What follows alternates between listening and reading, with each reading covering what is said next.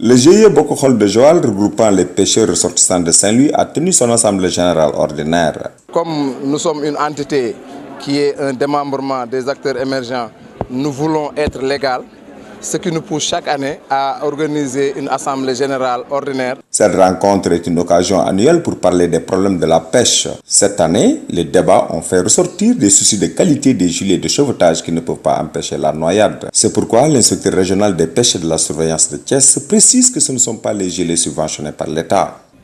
Les gilets qui sont subventionnés par l'État sont des gilets homologués. Ce sont des gilets de très bonne qualité. Maintenant, le marché est libre.